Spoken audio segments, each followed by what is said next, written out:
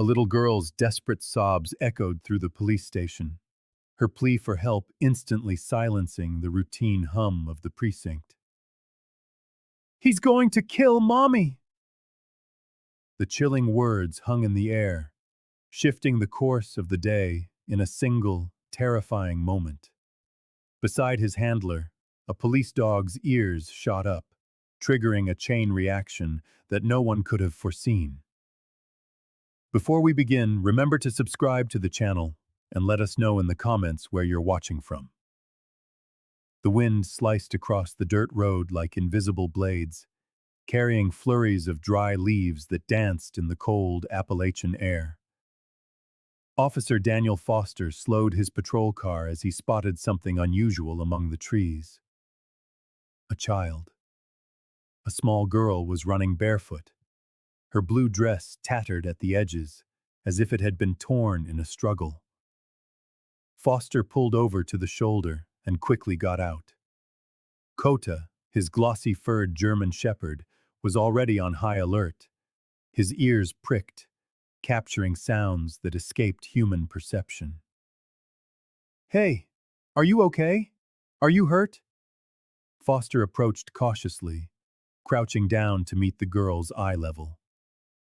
Emily Carter stopped abruptly, her eyes wide with terror. Her face was smudged with dirt and tear tracks, her hair tangled with leaves and twigs. She hesitated for a moment before running toward the officer.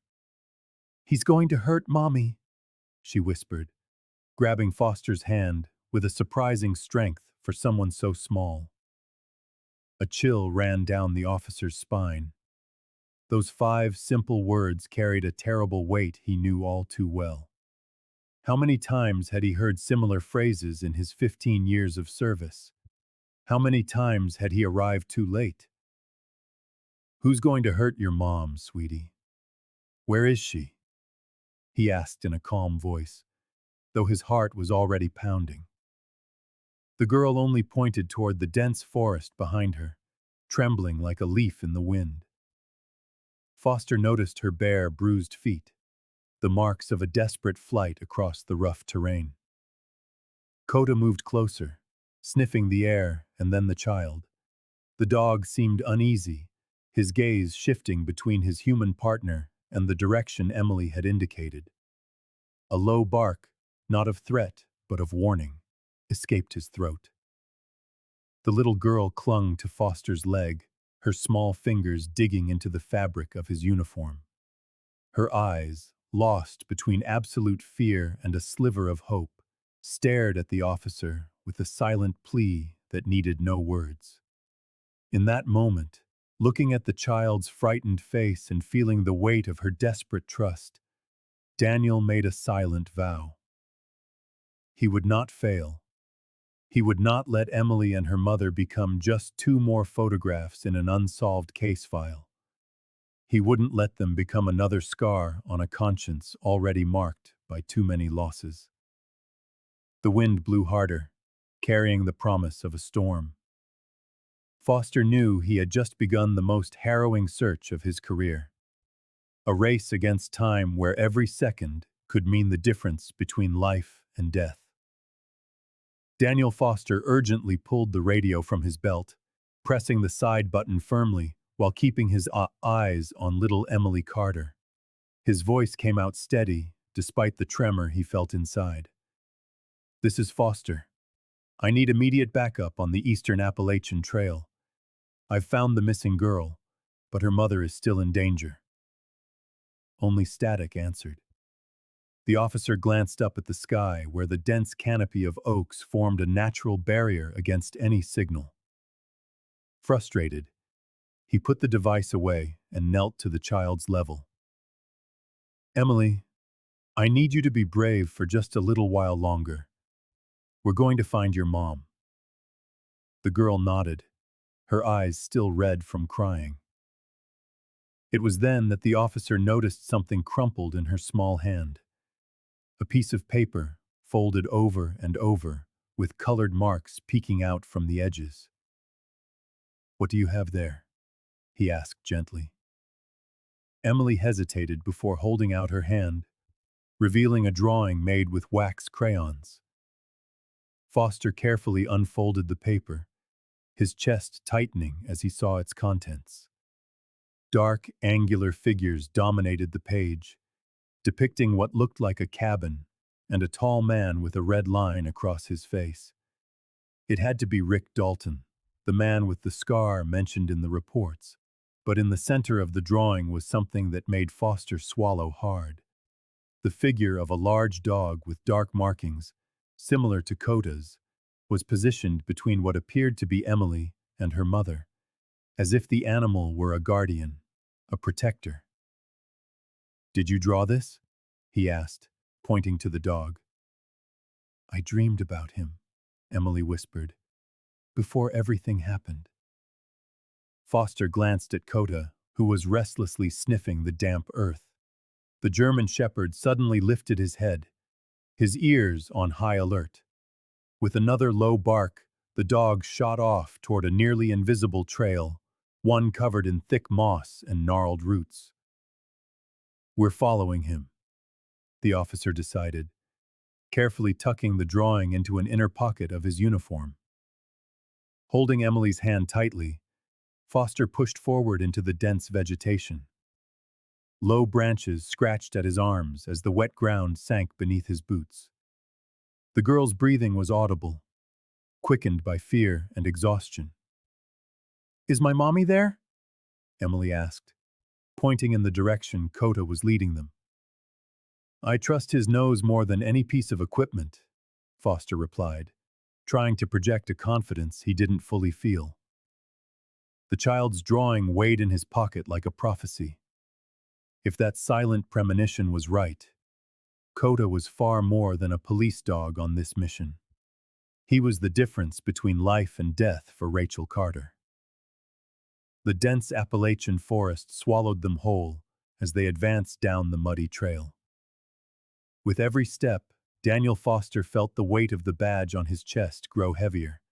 He took a deep breath, inhaling the scent of wet earth and decaying leaves as his mind drifted to past cases, to the faces of people he hadn't managed to save in time. Those memories haunted his sleepless nights, twisting into recurring nightmares that woke him drenched in sweat. "We can't stop now," he muttered to himself, adjusting the holster at his hip. Emily Carter walked with hesitant steps, her small fingers clutching the crayon drawing as if it were a protective talisman. Her head snapped around at every crackle of a twig or rustle of leaves, her wide eyes scanning the shadows between the trees. Foster watched her, his heart aching. He had seen that same haunted look in other traumatized children. "It's okay, Emily. We're safe," he said, trying to sound more certain than he felt.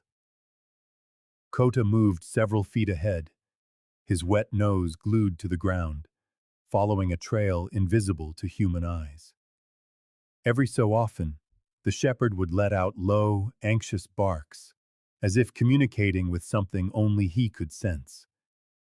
The tension in the animal's behavior did not go unnoticed by Foster, who knew every nuance of his canine partner.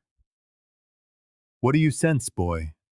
the officer asked, watching the dog's ears twitch. The silence of the forest was oppressive, broken only by the sound of their own footsteps and the child's ragged breathing. Foster checked his watch. It had been nearly 2 hours since they found Emily on the road. With every minute that passed, the chances of finding Rachel Carter alive dwindled. "My mommy likes to sing when she's scared," Emily whispered suddenly, her voice barely audible. "She sings that song from Grandma." Foster nodded, absorbing the precious information. Every detail the girl shared could be vital. He knelt down, meeting her gaze. "You're very brave, you know that? You're helping us so much." Emily clutched the paper to her chest and swallowed hard. "The man with the scar doesn't like it when she sings. He gets mad." Kota suddenly trotted back, nudging Foster's hand with his snout, as if urging him onward. The officer stood, his resolve hardening. Failure was not an option. Not this time. With a nod, he pointed the way, and the trio pressed on, plunging deeper into a silent forest that held secrets far too dark for a child to know. Kota stopped abruptly, his body tensed and focused. The German shepherd sniffed the damp ground, detecting something that eluded human senses. Daniel Foster knelt, running a gloved hand over the fresh tracks imprinted in the mud. The deep impressions suggested that someone had recently passed through, carrying a heavy burden. The officer signaled for Emily to remain silent. The little girl nodded, her wide eyes reflecting the fear that had consumed her since her escape. The trio moved cautiously through the dense vegetation until a wooden structure emerged from between the ancient oaks, a solitary cabin that seemed to melt into the Appalachian landscape. "That's it," Emily whispered, her voice barely a breath. "That's where he took Mommy." Foster could smell smoke lingering in the air. It wasn't the comforting scent of a fireplace, but something more acrid, as if fabric or plastic had been burned. A muffled murmur came from within the structure, so faint it could have been mistaken for the wind rustling through the trees. "Stay here," he ordered, positioning the girl behind a fallen log. "Kota will protect you." Emily huddled down. Recognizing the old, peeling wooden door, she clutched the shepherd's fur, as if drawing strength from him. The dog remained perfectly still, obeying his partner's silent command, but his muscles were coiled, ready to spring into action at the slightest signal. Foster unholstered his weapon with practiced movements. The familiar weight of the metal in his hands did little to quell the anxiety churning inside him. Every beat of his heart seemed to echo in the silent forest. He had faced dangerous situations before, but something about this case felt different, more personal. Maybe it was the vulnerability in Emily's eyes, or the silent promise he'd made to himself not to fail. With a trained gesture, he signaled for Kota to stay with the child. The dog lowered his body, strategically placing himself between Emily and any potential threat. Foster knew he could trust the protective instincts of his canine partner, a bond forged through years of working together.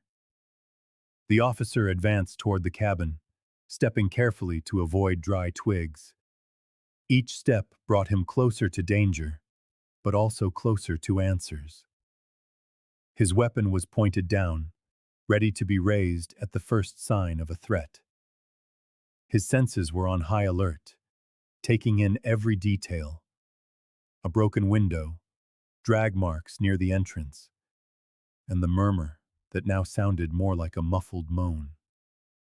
Foster took a deep breath, steeling himself for what he would find beyond that door. Daniel Foster pushed the cabin door open cautiously, his weapon raised. The smell of mold and damp earth filled his nostrils as his eyes adjusted to the dim light. The interior revealed unmistakable signs of a struggle. A wooden chair lay overturned in the center of the room.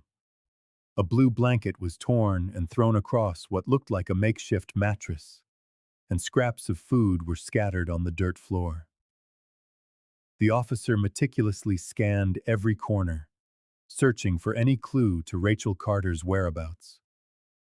He found a comb tangled with strands of blonde hair and a mug of tea that was still warm. Signs that Emily's mother had been here very recently. The woman's absence made his heart pound faster, intensifying the sense of urgency that had been with him since he found the girl on the road. "Mommy was here," Emily whispered from the doorway, her small, trembling fingers gripping the frame. "She made soup last night." Foster crouched to examine stains on the floor that looked like fresh blood. There wasn't much, but it was enough to heighten his concern. Beside the makeshift bed, he found a partially hidden woman's handkerchief, as if it had been placed there deliberately. A silent message from Rachel, perhaps. A cry for help. Outside, Kota began to growl, a deep, intense rumble. The German shepherd's body was tense, his ears erect, his muzzle pointed toward the dense vegetation beyond the clearing. Foster knew that sound. His partner had detected something that human senses couldn't perceive. Emily ran to the dog's side, shivering not just from the cold, but from sheer terror. Her wide eyes were fixed on the direction Kota was indicating. Meanwhile, back at the station, Captain Mia listened intently to the latest report on Emily Carter and her missing mother, analyzing notes scattered across her worn wooden desk.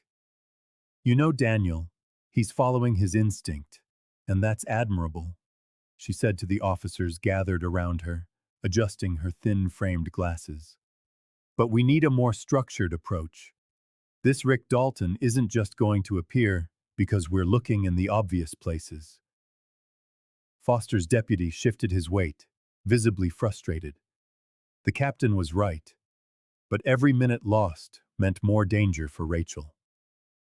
Mia proposed a different strategy. Mobilize the local community, creating a network of informants who could monitor secondary roads and lesser-known trails throughout the Appalachians. "The people here know every rock and tree in these mountains. We need those extra eyes," she argued, sketching a rough map of the region. As they discussed the details, a young officer named Murphy entered the room uninvited, carrying a file of similar incident reports from the last 5 years. His eyes were bright with the prospect of contributing to such a major case. "Ma'am," he said, "I've found some interesting patterns. Dalton may be following specific routes," he said, spreading documents across the already cluttered table. Foster took a deep breath, trying to contain his irritation. "Murphy, I appreciate the interest, but we don't need theories right now. We need coordinated action." The young officer's face flushed. "With all due respect, sir, I'm just trying to help. I have tracking training that could be useful." Mia sensed the rising tension and intervened. "Both approaches have value. Murphy can help with data analysis while we organize the search parties." The air in the room remained thick. Foster knew he needed all the help he could get, but he feared Murphy's inexperience could cost them precious time, or worse, lives. Kota, sensing the strain, moved closer to his human partner. "We have until nightfall to mount a coordinated operation," Foster finally decided. "Murphy, organize this data. Mia, let's go talk to the community leaders."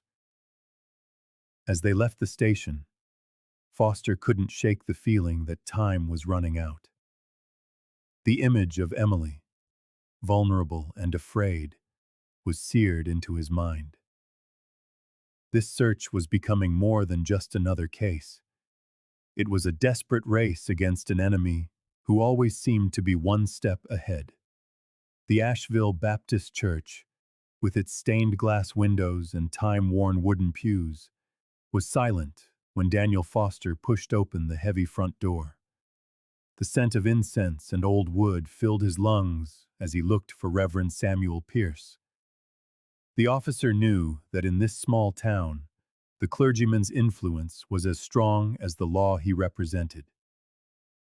Samuel Pierce was at the altar, arranging hymnals, when he noticed Foster's presence. The Reverend, with his imposing posture and a deep voice that echoed between the sacred walls, did not hesitate to offer his help upon hearing about Emily and Rachel Carter. "I know every family in this community, Daniel. If someone is in danger, it is our Christian duty to act," the clergyman affirmed, his eyes reflecting a determination Foster hadn't expected to find. In a few short hours, the Reverend had mobilized dozens of his congregation for a silent vigil. Men and women of all ages positioned themselves strategically on back roads and trails that cut through the Appalachian Mountains. Each person carried a lantern and a radio, creating a surveillance network that stretched for miles. Foster watched with admiration at the display of solidarity. As Kota rested at his feet, the officer thought about how small communities could come together in ways that big cities never could. Meanwhile, in the community house near the church, Marcia Whitaker had gathered her craft group. Known for her skill with needles and fabrics, she had transformed what would have been a simple weekly gathering into a support task force. "These blankets aren't just to keep them warm," Marcia explained to the volunteers who were sewing without rest.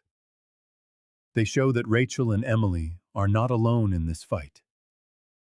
Between stitches and seams, the women also prepared baskets of non-perishable food, thermoses of hot soup, and first aid kits.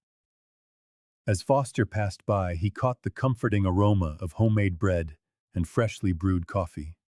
Mia Sandoval arrived quietly, bringing updates on the case. With her experience in domestic violence situations, the captain advised the volunteers on how to support traumatized victims. "Every gesture counts," she commented to Foster, watching the activity in the room. "These people are building a network of protection that goes beyond what our patrol cars can do." The officer nodded, feeling the weight of responsibility being shared among many shoulders. As he stroked Kota's head, Foster realized that hope, much like fear, was contagious. And that night, in every corner of Asheville, hope was gaining ground. Silent, yet as persistent as the candle flames that now illuminated the darkness of the mountains. The autumn sun lit up the colorful stalls of the Asheville Organic Market when Daniel Foster decided to pay a quick visit. As he walked among local farmers and artisans, the officer kept his ears open, knowing that in small communities, news traveled like water over stones. It was near the honey stand that a comment caught his attention. Two men were discussing a red pickup truck seen repeatedly near the old coal mine, parked at odd hours and always with its headlights off. "I thought that area was closed off since the accident last year," Foster commented, approaching casually. The older of the two, a man with a graying beard, nodded in confirmation. "It is. That's why I found it strange.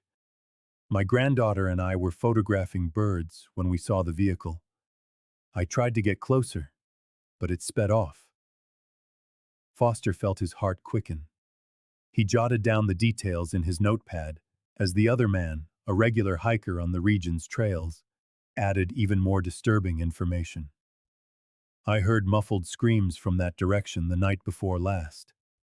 I thought it was just kids messing around, but now I'm not so sure." Back at the station, the officer cross-referenced these accounts with recent Forest Service logs. A ranger had documented footprints and tire tracks in restricted areas, along with the remains of unauthorized campfires. The coincidence was too strong to ignore. "We're going to check this lead," Foster said to Murphy, who was organizing reports at the next desk. The young officer didn't hide his enthusiasm, but Foster noticed his nervousness when he mentioned they would be conducting a night patrol.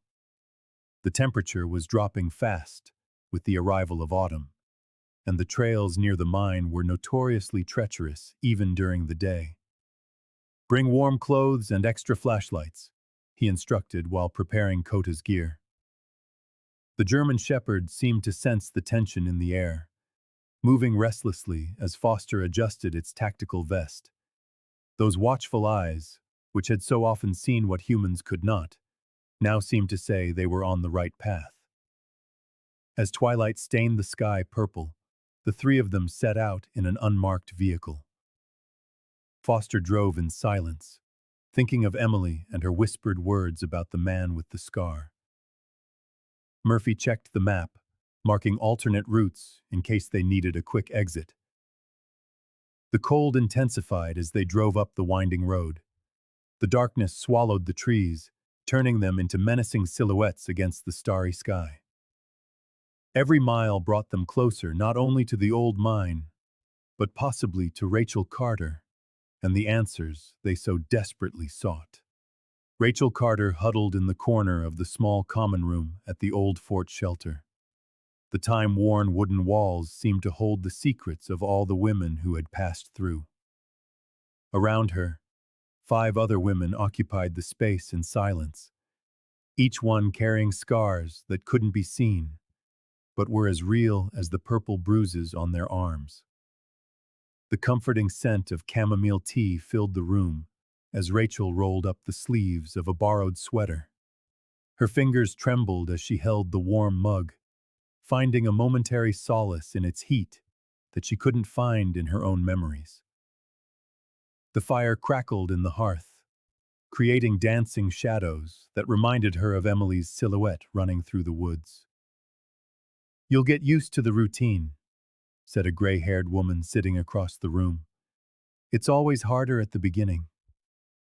Emily's mother just nodded, unable to explain that her anguish wasn't just from the new surroundings, but from the uncertainty of her daughter's whereabouts. There were days she didn't know if her little girl was safe, if she had found help, or if Rick Dalton had reached her. The thought made her stomach churn. That night, after a simple dinner served on faded ceramic plates, Rachel retreated to her assigned room. The thin mattress barely accommodated her exhausted body, but it wasn't the physical discomfort that kept her awake. With every creak of the old building, she imagined approaching footsteps, the deep voice of Rick, the man with the scar, echoing down the halls. With trembling hands, Rachel tore a page from a notebook given to her, the shelter's coordinator. She wrote a message using a code only Emily would know, a game they used to play on Sunday afternoons, when everything still felt normal. She folded the paper carefully and, making sure no one was watching, slid it under the worn doormat of the back door. That piece of paper was her bottle cast out to sea. A fragile hope that someone connected to Emily might find it.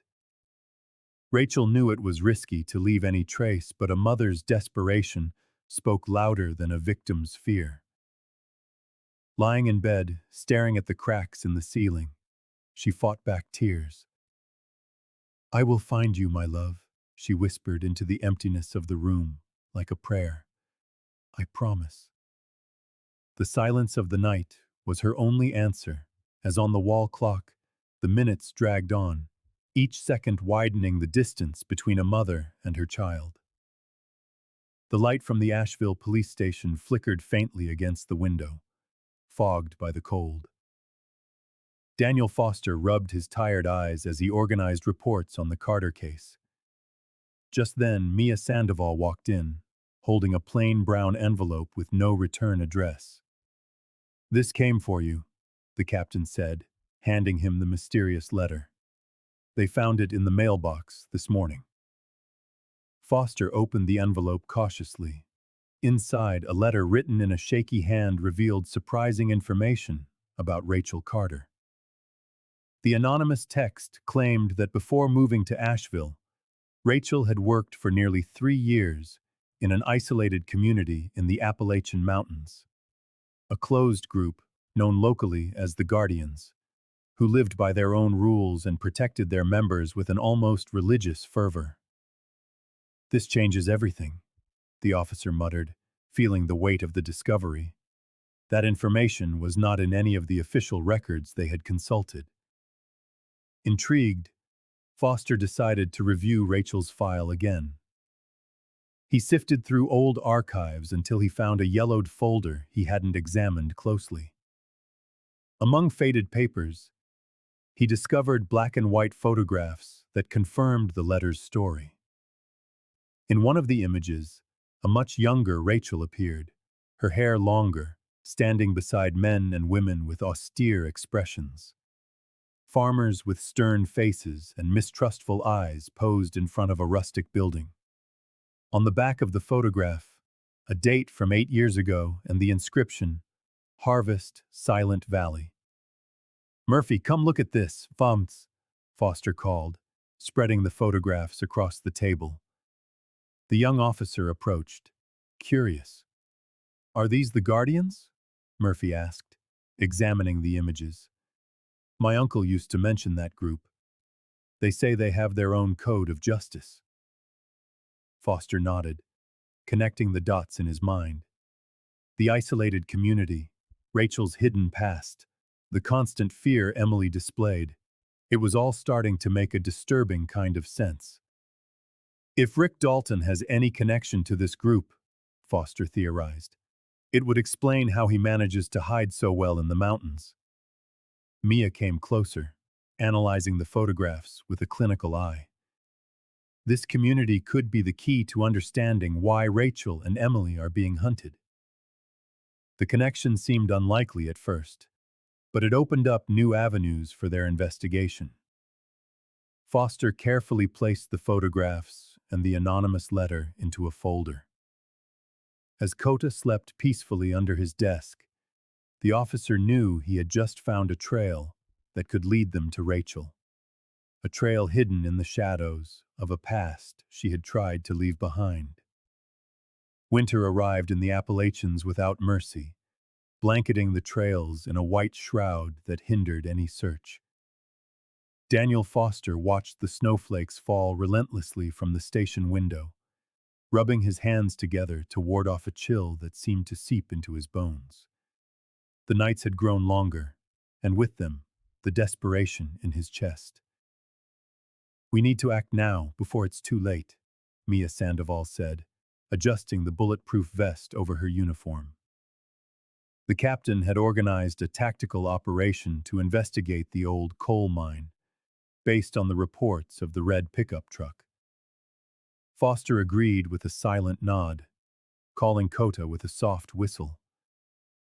The German shepherd came at once, as if understanding the gravity of the situation. The team departed as the first rays of sun tried and failed to break through the heavy clouds. A 4-vehicle convoy carried 8 armed agents, equipped to face the extreme conditions. The silence inside the car was broken only by the crackle of the radio and the sound of Kota's panting from the back seat.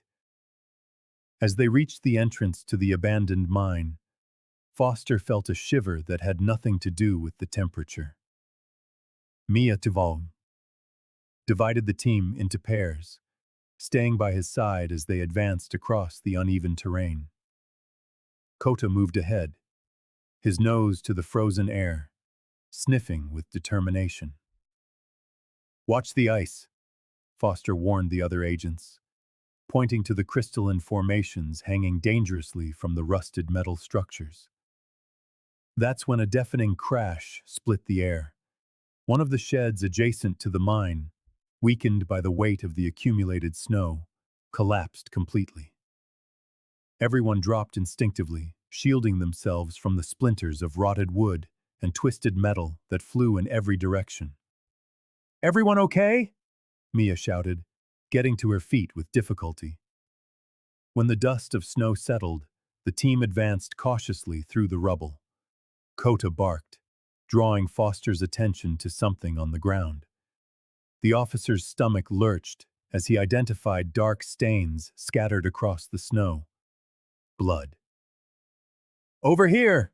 one of the tactical agents called out, holding up pieces of a broken chain. Foster examined the chains with trembling hands.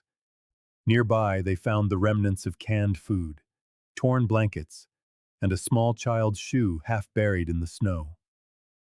The officer's heart hammered against his ribs as he recognized the shoe Emily had been wearing the day he found her in the woods. "They were here," he murmured, exchanging a heavy look with Mia. The chief meticulously photographed every piece of evidence while Foster followed Kota, who was sniffing insistently at a trail leading away from the shed. The tracks, partially obscured by a fresh dusting of snow, indicated that someone had left in a hurry, dragging something, or someone, with them. "We're close," Foster whispered, the adrenaline coursing through his veins. Rachel and Emily were here, and it wasn't long ago. The tang of coal dust still hung in the air as Daniel Foster crouched to examine the deep impressions in the muddy ground. His fingers traced the ruts left by wide, heavy tires. They were clearly recent. Frowning, the officer compared the photos on his phone with the official reports he'd received at the station. "This doesn't make sense," he muttered to himself as Kota sniffed restlessly around him. The documents stated the mine had been abandoned for months, with no authorized activity. Yet the tire tracks told a different story. Someone had been here within the last 48 hours. Foster called over to Murphy, who was photographing trace evidence at the mine's entrance. "Take a look at this. These tracks are fresh. Heavy vehicle." The young officer studied the ground with renewed focus, his expression shifting as he grasped the implication. "Rick Dalton has accomplices," he concluded, his voice betraying the eagerness of someone desperate to prove his worth. "We need to widen our search," Foster replied, slipping the phone back into his uniform pocket. "The man with the scar isn't operating alone." Later, at the town diner, the comforting aroma of apple pie and fresh coffee filled the air. Foster sat at a corner booth, pretending to read the local paper while he listened to the conversations around him. A group of hunters were animatedly discussing the season when a comment snagged his attention. "Saw a black pickup with out-of-state plates heading up the North Trail last night," remarked a man with a grizzled beard. "Nobody hunts at that hour, and especially not in that restricted area." Another hunter nodded, stirring a spoon in his cup. "I also noticed a dark blue sedan parked near the creek on Tuesday. Thought it was odd, but figured they were just lost tourists." Foster committed the details to memory without a flicker of reaction, leaving a generous tip under his mug before he left. In the parking lot, he called Mia Sandoval and shared his findings. The chief immediately agreed to his plan for surveillance. The next morning, Foster organized a discreet operation with Murphy and 2 agents from the Forest Service. They positioned themselves strategically at the main entrances and exits of the mountainous region, equipped with binoculars and radios. The officer knew they were on the verge of something important. Every suspicious vehicle, every license plate jotted down, could be the piece they needed to find Rachel Carter. As he watched the winding road through his binoculars, Foster stroked Kota's head. The dog remained alert at his side. "We're going to find them, partner," he whispered.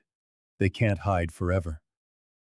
Emily Carter was walking beside Daniel Foster during one of his routine patrols along the Appalachian trails. Winter had left a chill in the air, but a shy sun was beginning to warm the forest. Suddenly, the girl stopped short, her eyes fixed on something at the edge of the path. An injured wild boar lay among the dry leaves, its breathing shallow and labored. A pool of blood was forming beneath its body. The metallic scent of it, mixed with the damp earth, hit Emily like a wave. Her body went rigid. Foster saw the change instantly.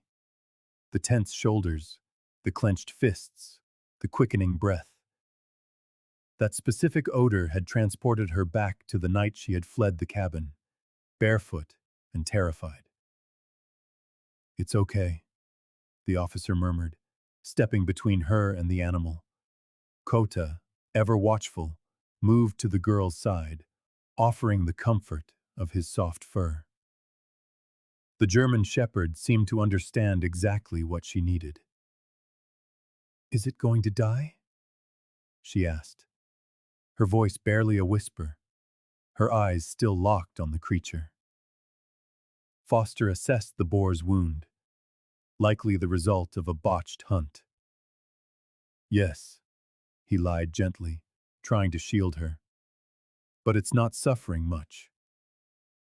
Emily surprised him by taking a step forward. Can we stay with it? Just for a little while? Nobody should die alone. The simplicity of the phrase struck Foster to his core. This child, who had witnessed horrors most adults would never face, could still find compassion for a dying wild animal. He nodded silently, staying close as Emily knelt a safe distance from the boar. My mom always said that every living thing deserves dignity, she whispered, watching the animal with a mixture of fear and fascination. The officer noticed how her small hands trembled, yet her gaze remained steady.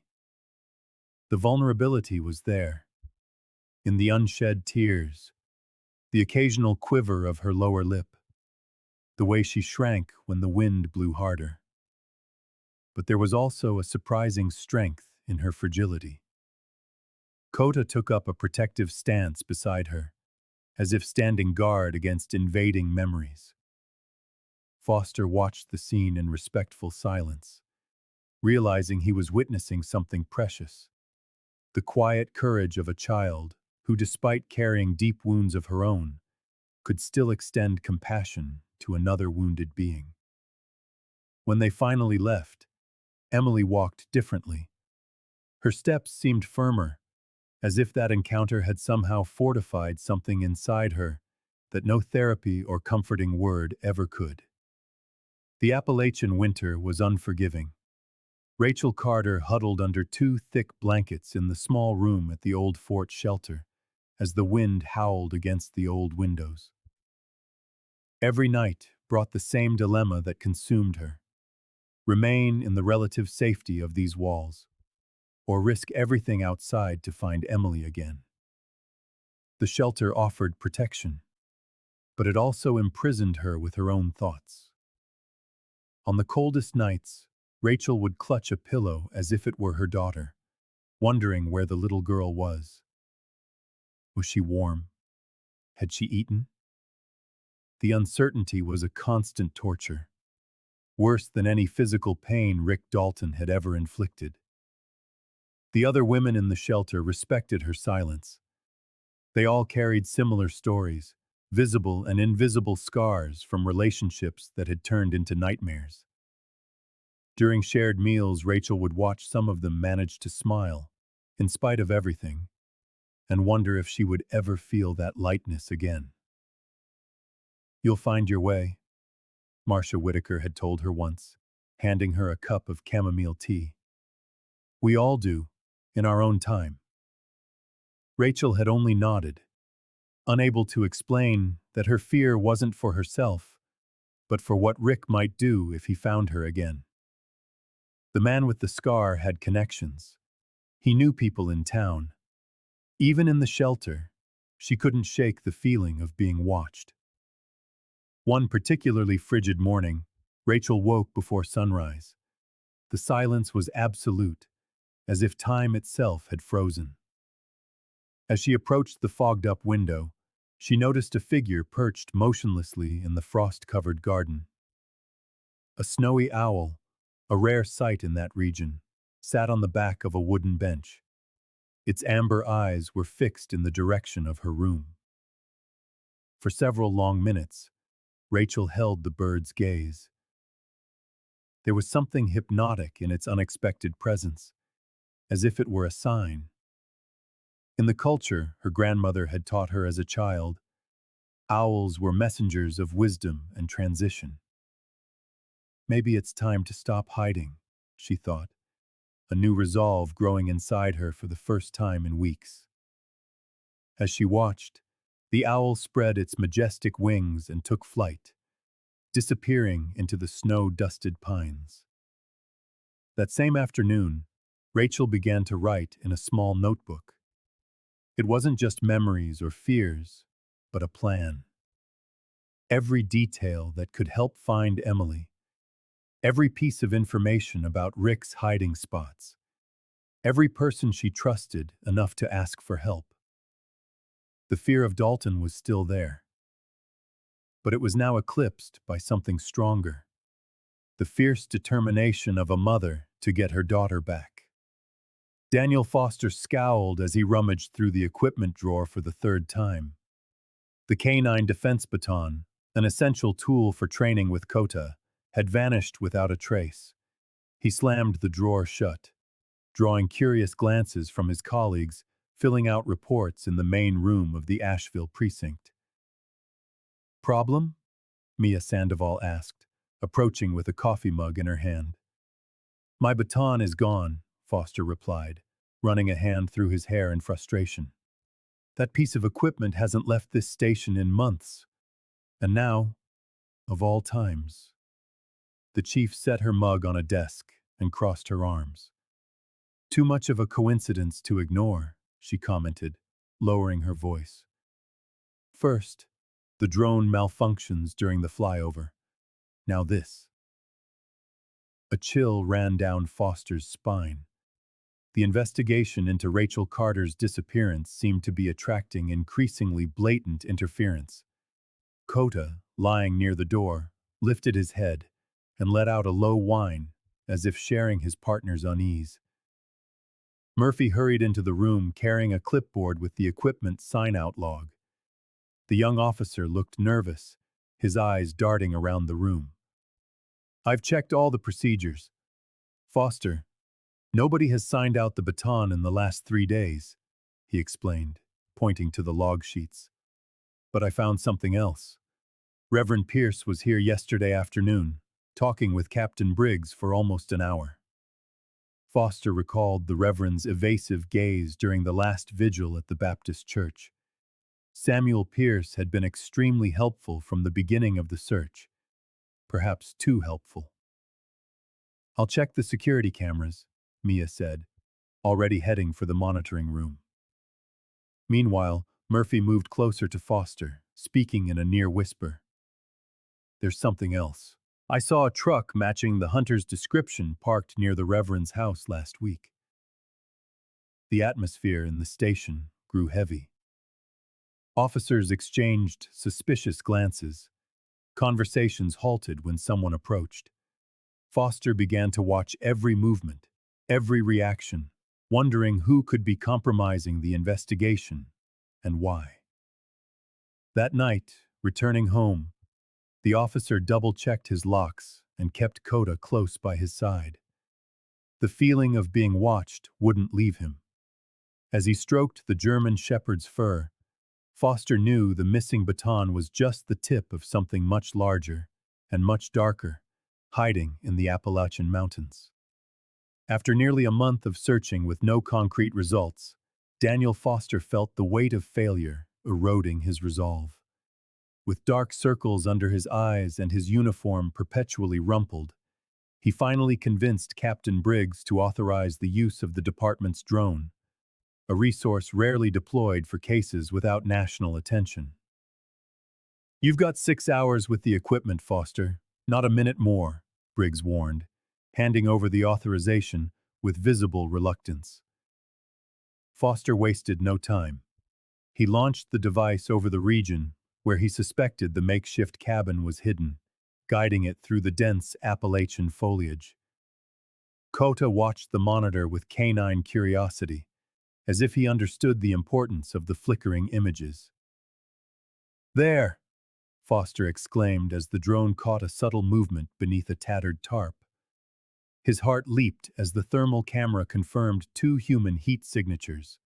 But before he could capture any more detail, the device suffered a mechanical failure. The screen went black. "Damn it!" he yelled, slamming his fist on the precinct desk. Mia Sandoval, who had been monitoring the operation remotely, called immediately. "Daniel, we got the exact coordinates. This is our chance." The officer didn't hesitate. He grabbed Murphy, who had been begging for weeks to take a more active role in the investigation, and told Mia to meet them at the ranger station in 30 minutes. Kota was already in the patrol car, whining with an anxious energy, as if he sensed the decisive moment had arrived. "We do this by the book," Foster said to the young officer as he checked his sidearm. "No unnecessary heroics." Murphy nodded, trying to mask the nerves of his first real rescue. "I won't let you down, sir." They left before dawn, while the sky was still a deep navy blue. The crisp spring air carried the faint scent of early cherry blossoms, a stark contrast to the tension gripping the group. The chief met them on time, bringing tactical vests and an approach plan sketched from the drone's last images. "If Rick Dalton is there, he'll be armed and desperate," Mia warned, marking escape routes on the makeshift map. "We need to cover every exit." As their vehicle sped down back roads, Foster stroked his loyal partner's head, whispering, "Today, we bring them home, boy." The sun was just beginning to crest the horizon when they parked a kilometer from their target. From here, they would proceed on foot, guided by Kota's instincts and the shared will of three officers who, despite their differences, had a single objective: to save Rachel and Emily Carter before it was too late. The pre-dawn silence was shattered by the team's calculated movements. Daniel Foster signaled to Murphy and Mia Sandoval, while Kota, alert to the command, stood as still as a statue. The thermal imager picked up two human shapes inside the makeshift structure, confirming the suspicions that had brought them there. "3, 2, 1, Foster whispered, and the German shepherd lunged forward with military precision, tearing through the tarp that served as the cabin's entrance. The dog vanished into the darkness for a few seconds that stretched into an eternity until its distinctive bark echoed out like a signal. Mia went in first, flashlight in hand, followed closely by the younger officer. Foster covered their rear, weapon raised, his heart pounding with adrenaline. The smell of mold and urine assaulted his nostrils as his eyes adjusted to the dim light, revealing the very scene they had dreaded finding. Rachel and Emily Carter were chained to a rusty pipe, their faces etched with days of suffering. The mother shielded her daughter with her own body, despite her weakened state. When she recognized the officers, her eyes filled with silent tears. "You came," Rachel murmured, her voice barely a whisper. Emily, upon seeing Kota, let out a sob of relief. The dog approached gently, licking the girl's hand as if fulfilling a promise made weeks before. Murphy worked quickly on the chains with a pair of bolt cutters, while Mia wrapped the mother and daughter in thermal blankets. The reunion was palpable, heavy with restrained emotion, but Foster knew they weren't safe yet. That's when the crack of a gunshot tore through the air. Rick Dalton emerged from the shadows at the back of the cabin. His face was marked by the very scar Emily so feared, a rusty gun clutched in his hand. Foster shoved Mia aside, putting himself in the line of fire. Pain exploded in his shoulder like a searing brand. Staggering, the officer still managed to fire 2 shots in the direction of his attacker. Dalton fell back, wounded, and vanished through the rear exit amidst the confusion. Kota barked furiously, torn between chasing the fugitive and protecting the group. Clutching his bleeding shoulder, Foster ordered the dog to stay. "Stay, boy. They need you now." Murphy radioed for backup while Mia fashioned a makeshift bandage for her colleague's wound. Emily clung to Rachel, both of them trembling, no longer from fear, but from relief. "It's over," Foster murmured to the girl, ignoring the searing pain. "You're safe now." But as the team left the cabin, carrying the victims to the rescue vehicle, they all knew the threat still loomed in the mountains. Rick Dalton was wounded, but he was free, a cornered predator, now more dangerous than ever. The Asheville sky was just beginning to lighten when Daniel Foster received the call that would change everything. Sitting in his office at the station, with Kota lying at his feet, the officer listened intently to the anonymous tip connecting Reverend Samuel Pierce to Rick Dalton's crimes. At first, Foster resisted the idea. The Reverend was a pillar of the community, the man who had organized vigils and prayer circles for the safe return of Rachel and Emily Carter. But as he reviewed his notes, Foster found the pattern. Every time the investigation made progress, Pierce would surface with information that, in this new light, seemed calculated to divert their attention. The officer recalled a specific conversation at the church, when the Reverend had casually mentioned the western mountain range, the exact opposite direction of where they had found the mother and daughter. "He was manipulating us from the very beginning," Foster muttered to Mia Sandoval. She was examining old photographs where Pierce appeared alongside Rachel, long before the case began. The detective frowned, connecting the dots. A debt of gratitude. Rachel must have helped Pierce in the past, something significant enough to make him protect even a man like Dalton. Murphy, who had grown up listening to the Reverend's sermons, refused to believe it. The young officer slammed his fist against the wall in frustration, feeling doubly betrayed by the man he had admired and by his own inability to see past the facade. The news spread through the town like wildfire. In the central square, residents gathered in small groups, trading theories and processing the betrayal. Marcia Whitaker, normally so composed, wept openly at the community council meeting. "How can we trust one another after this?" an elderly woman asked, wringing a handkerchief between her fingers. Foster watched the scene with a heavy heart. The Reverend's betrayal was more than a crime. It was a wound to the collective soul of their small community. But then something unexpected began to happen.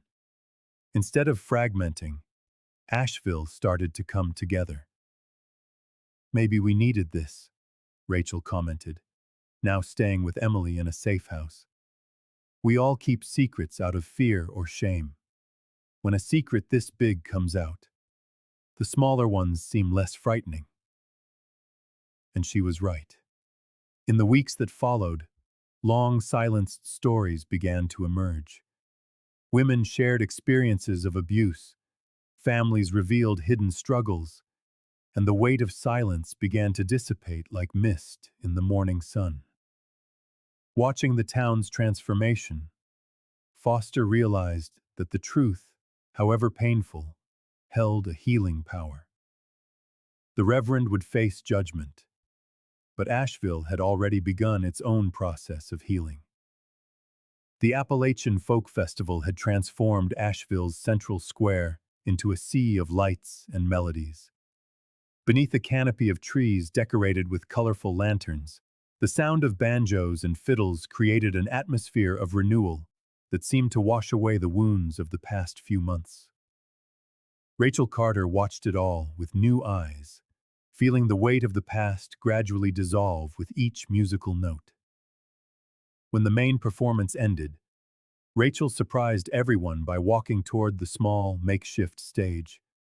Her hands were trembling, but her determination was unshakable. She took the microphone as the flames of the central bonfire danced, casting long shadows across the attentive faces in the crowd. "6 months ago, I didn't know if I would be alive to see another festival," she began, her voice thick with emotion. "But I am here, thanks to people who didn't give up when I had already lost hope myself." A hush fell over the square as Emily's mother shared fragments of her journey. The desperate escape, the constant fear, the nights at the shelter in Old Fort, and finally, the rescue. Without mentioning Rick Dalton by name, Rachel spoke of how the cycle of violence had trapped her in an invisible cage. "My daughter had the courage I lacked," she said, her eyes searching for Emily in the crowd. She ran down that dirt road, not just to save herself, but to save me, too. In the front row, Daniel Foster kept a hand on Emily's shoulder, while Kota rested vigilantly at the girl's feet. The officer noticed as, for the first time in months, a genuine smile lit up the girl's face. It wasn't a full smile. Some scars take longer to heal, but it was a start. When Rachel finished her story, Mia Sandoval was the first to rise, applauding with tears in her eyes. The detective, who had coordinated the psychological support for the victims, knew how much this moment represented a collective victory. The gesture set off a chain reaction. A woman from Marcia Whitaker's craft group stood and shared her own story of overcoming hardship. Then a young father spoke about addiction and recovery. Even Murphy, usually reserved, shared how the investigation had transformed his view of courage. As the stories multiplied under the starry Appalachian sky, Emily moved closer to Kota and buried her fingers in the German shepherd's soft fur. The dog responded with an attentive gaze that seemed to say, "We are safe now." The festival, which had begun as a simple cultural celebration, had transformed into a ritual of community healing. At the end of the night, as the last embers of the bonfire still glowed, Rachel hugged her daughter under the watchful eyes of Foster and his faithful companion. The music had stopped, but the entire valley seemed to resonate with a silent melody of hope. Spring in Asheville brought with it an air of renewal. 6 months had passed since that cold night in the cabin. Daniel Foster, his shoulder still aching from the gunshot wound, knelt beside Emily Carter in the small porch garden. The little girl smiled as her small hands sank into the damp earth, planting colorful petunias her mother had picked out at the local market. "These will grow nice and tall by summer," he explained, noticing how the child's eyes no longer held that paralyzing fear from before. Their new house was just 2 blocks from the Asheville Library, a place that had become Emily's refuge for quiet afternoons of reading. Rachel Carter appeared at the door with a tray of lemonade, her face more serene now that Rick Dalton was serving his sentence in a state penitentiary. She had found a job as an assistant at the library, rebuilding her life step by step. Day after day, Kota would rest in the shade of a young maple tree, his ears alert to every movement on the quiet street. The German shepherd had become an inseparable part of this improvised family, visiting them whenever Foster brought Emily to her therapy sessions at the community center. "I think these need more water," Rachel commented, kneeling beside her daughter. Her fingers, once trembling with fear, now moved with confidence among the seedlings. The bell of the Baptist church chimed in the distance, marking 4 in the afternoon. Foster remembered how Reverend Samuel Pierce had been replaced following the revelation of his complicity. The community, though shaken at first, had found the strength to rebuild, creating an even stronger support network for vulnerable families. "Detective Sandoval called earlier today," Foster remarked, taking a sip of lemonade. "Murphy got his promotion. It seems that operation at the mine finally paid off." Emily looked up from the flower bed, smiling at the mention of the young officer who had spent hours teaching her to play chess during the most difficult days of the investigation. Marcia Whitaker walked by on the sidewalk, waving with her patchwork bag.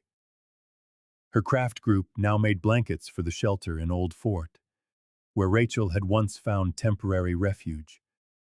Amid the scars and memories, each of them had found a new purpose. Rachel was rewriting her story, line by line, like the books she now organized. Emily was once again dreaming of horses and adventures, drawing with crayons without threatening shadows lurking in the corners of the page. And Foster, watching this simple scene of planting, understood that hope could be found even in the faintest whispers of the wind, or in the soft bark of a faithful dog who, like him, had learned to protect what truly mattered.